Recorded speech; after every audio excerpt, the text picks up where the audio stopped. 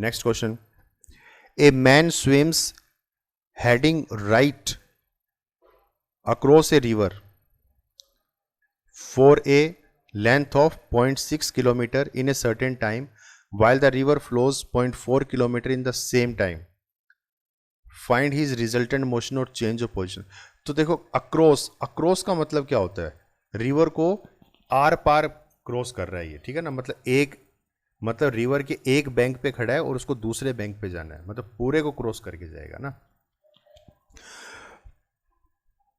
तो वो हमें इसमें रिजल्टेंट निकालना है कि जो मैन है जो उसकी रिजल्टेंट मोशन क्या होगी। तो देखिए आप,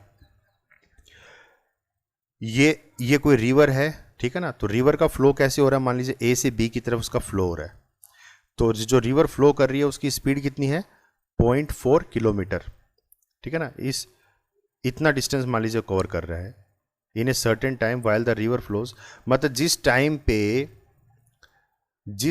पे ये बंदा रिवर को क्रॉस करता है उतने ही टाइम पे जो रिवर है वो इतना किलोमीटर ट्रेवल कर लेती है, कितना, 0.4 किलोमीटर ट्रेवल कर लेती है। तो ये रिवर का फ्लो का डिस्टेंस हो गया। और जो रिवर की जो ब्रॉडनेस है, चौड़ाई कितनी है रिवर की, द लेंथ कितनी है, वो 0.6 किलोमीटर चौड़ी है, जो नदी है आपकी 0.6 किलोमीटर उसकी चौड़ाई है, ठीक है। अब देखिए जब हम इसको पार करने की कोशिश करेंगे, अब पानी का बहाव क्योंकि इस तरफ है तो जाहिर सी बात है इसको सीधे सीधे तो पार कर ही नहीं पाएगा वो, तो जैसे इसको पार करने की कोशिश करेगा पानी के बहाव की वजह से वो इस तरीके से मूव करेगा, ठीक है ना, तो कुछ एक एंगल बनाएगा वो एक्स एक्सिस के साथ, ये थीटा एंगल बना दिया। तो ये हमारा क्या है, resultant flow of the man है, मतलब एक्चुअल में वो इस पॉइंट पे जाके पहुंचेगा। तो यही वो कह रहा है कि जिस एंड पे वो दूसरी तरफ जाके पहुंचता है तो उस दौरान जो नदी है वो 0.4 किलोमीटर डिस्टेंस कवर करती है।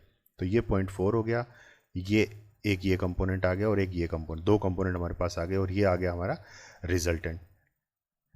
तो देखिए आप इसमें ट्रायंगल लो भी लगा सकते हो, when two sides of a triangle are taken in same order then the resultant और the third side of the triangle will taken in opposite order. तो यहाँ पे रिजल्टेंट निकाल लोगे आप, ठीक है।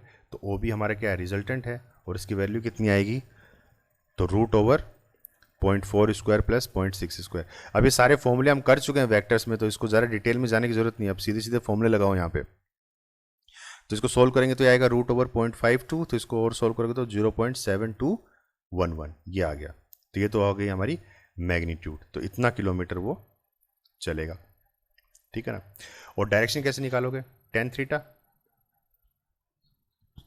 तो tan थीटा क्या होगा, 0.6 अपॉन 0.4, मतलब y component upon x component, तो ये आता है 3/2, तो थीटा कितना हो जाएगा, tan इनवर्स 1.5, ठीक है। तो यहां पे आप छोड़ सकते हो इसको।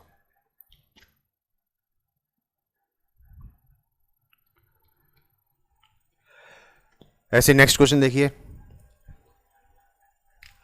A man can swim with A speed of 4 kilometre per our in still water. कोई रुका हुआ पानी है उसमें एक आदमी की जो स्पीड है वो कितनी है, 4 किलोमीटर पर आवर है, उसमें स्विम करने की जो स्पीड है। How long does he take to cross a river 1 kilometre wide if the river flows steadily at 3 kilometre per hour and he makes his strokes normal to the river current, how far down the river does he go when he reaches the other bank. तो देखिए जब आदमी की speed कितनी है normal water के अंदर, 4 kilometre per our की स्पीड है, कि जब पानी रुका हुआ रहता है तो वो इस स्पीड से उसको पार कर सकता है, लेकिन यहाँ पे जो नदी है वो 1 किलोमीटर चौड़ी है, ठीक है ना, और नदी का जो बहाव है वो कितना है, 3 किलोमीटर पर आवर है, जो नदी की जो स्पीड है, जो फ्लो की जो स्पीड है वो 3 किलोमीटर पर आवर है। अब इसको उस रिवर को क्रॉस करना है, ठीक है। तो इसमें पूछा है कि कितना टाइम लगेगा उसको क्रॉस करने में, ठीक है ना। तो देखिए जैसे ये नदी का बहाव मान लीजिए आप, इस तरीके से फ्लो हो रही है नदी और इसको ये क्रॉस करना है, तो जैसे क्रॉस इसको करेगा तो ये जाना चाहिए था पाथ, लेकिन ये पाथ नहीं जाएगा क्योंकि बहाव ऊपर की तरफ जा रहा है, तो इस पाथ को फॉलो करने के बजाय वो इस पाथ को फॉलो करेगा क्योंकि नदी का बहाव ऊपर की तरफ जा रहा है। तो ओ पॉइंट पे अगर नदी रुकी रहती तब तो वो कहाँ पहुँचता, ओ पॉइंट पे पहुँचता है उसको अक्रॉस पार करके, लेकिन क्योंकि नदी का फ्लो भी हो रहा है, ठीक है ना, तो वो ओ पॉइंट पे नहीं पहुंचेगा, वो कितने पॉइंट पे, कौन से पॉइंट पे पहुंचेगा, पी पॉइंट पे पहुंचेगा वो, ठीक है ना। तो अब यहाँ से हमें दो वेक्टर निकल जाएंगे। एक तो नदी की चौड़ाई आ गई 4 किलोमीटर पर आवर, और एक नदी का बहाव आ गया 3 किलोमीटर पर आवर। तो ये दो वेक्टर हमारे सामने आ गए, और ये जो ओपी है ये हमारा आ गया रिजल्टेंट। ठीक है ना, ये हमारा यहाँ पे ये आता है, ये रिजल्टेंट आ गया हमारा। ठीक है ना, और ये पी पोजीशन जहाँ पे वो पहुँचेगा। तो हमें टाइम निकालना है। To find time taken to cross the river, time कितना लगेगा, और दूसरा डिस्टेंस कितना है ओपी, ओपी डिस्टेंस कितना है, ये ओरिजिन है, तो ओपी डिस्टेंस कितना है वो हमें निकालना है। तो दो चीज़ें हमें निकालनी है इसमें। तो देखिए ये डिस्प्लेसमेंट है ओपी, तो डिस्प्लेसमेंट क्या होता है, वेलोसिटी इनटू टाइम। ठीक है ना, इसको ऐसे समझो कि डिस्टेंस क्या होता है, स्पीड इनटू टाइम। तो वैसे डिस्प्लेसमेंट क्या होगा, वेलोसिटी इनटू टाइम। तो अब वेलोसिटी जब हम निकाल रहे हैं तो हमारे पास दो कंपोनेंट हो गए ना, एक्स और वाई। ठीक है ना, तो इसी तरीके से जो डिस्प्लेसमेंट निकलेगी वो भी दो निकलेगी, एक तो एक्स के अलोंग और एक वाई के अलोंग। ठीक है ना, तो डिस्प्लेसमेंट अलोंग एक्स एक्सिस, ये कंपोनेंट फॉर्म में हम निकाल रहे हैं। तो एक्स एक्सिस के अलोंग डिस्प्लेसमेंट क्या होगा, तो ये हो जाएगा वी एक्स और इनटू टाइम।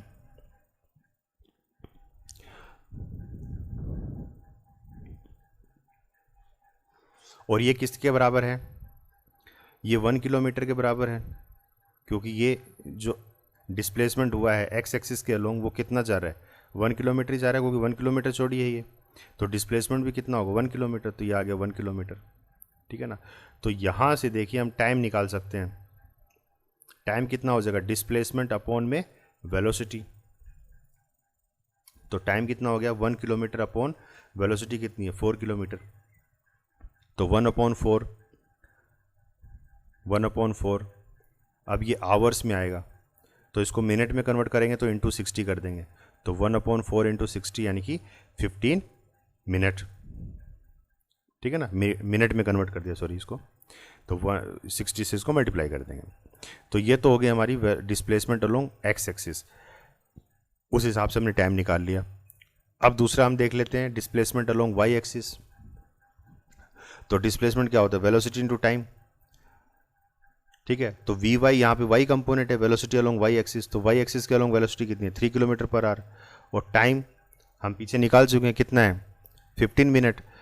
तो जब इसको सोल्व करते हैं तो हमारे पास कितना आता है, 750 मीटर।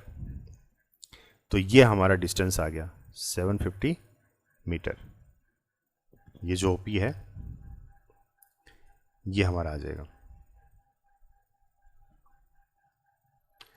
क्लियर है, तो ये हमने x कंपोनेंट लगा के हमने सिर्फ यहाँ से टाइम निकाल लिया, और फिर y कंपोनेंट में उस टाइम को हमने पुट कर दिया, और हमारे पास आ गया displacement.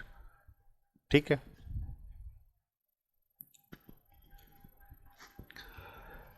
Next question, the velocity v1 and v2 of two objects are given by the vectors this and this. तो वेलोसिटी है, दो ऑब्जेक्ट की वेलोसिटी है, एक की v1 और एक की v2 है, तो ये वेक्टर फॉर्म में दोनों की वेलोसिटी दे दी हमें। where I, J and K are unit vectors. Find the vector for the resultant velocity of the first object with respect to the second. What can you say about this vector? तो अब हमें क्या निकालना है, हमें relative velocity निकालनी है। क्या निकालनी है, रिलेटिव वेलोसिटी निकालनी है। कैसे निकालनी है, the velocity of one with respect to velocity of two, यानी कि v12, ये हमें निकालना है इसमें।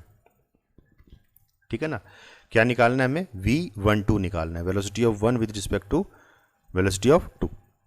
तो अब ये हम पढ़ चुके हैं रिलेटिव वेलोसिटी में ये फॉर्मूले पहले। तो v12 को हम कैसे लिख सकते हैं, v1 माइनस v2 लिख सकते हैं। तो v1 और v2 की वैल्यू दे रखी है, तो यहाँ पे सिंपली पुट कर दो। ठीक है ना, और अब देखिए जो आई फैक्टर्स है उनको अलग कर दो, जे को अलग कर लो, और के फैक्टर्स को अलग कर लो। तो 3 minus 2i plus 4 plus 3j minus 4 plus 4k। तो अब ये कट जाएगा k फैक्टर, और हमारे पास ये बच गया i प्लस 7j। तो ये हो गई velocity of one with respect to 2। तो ये वेलोसिटी हमने निकाल लिया।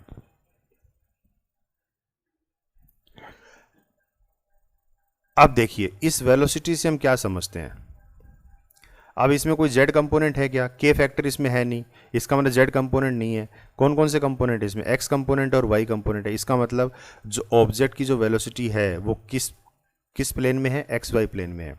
तो above expression has no z component, has only x and y component, therefore we can conclude that the relative velocity lies entirely on x y plane. कि जो relative velocity है वो किस प्लेन में लाई कर रही है?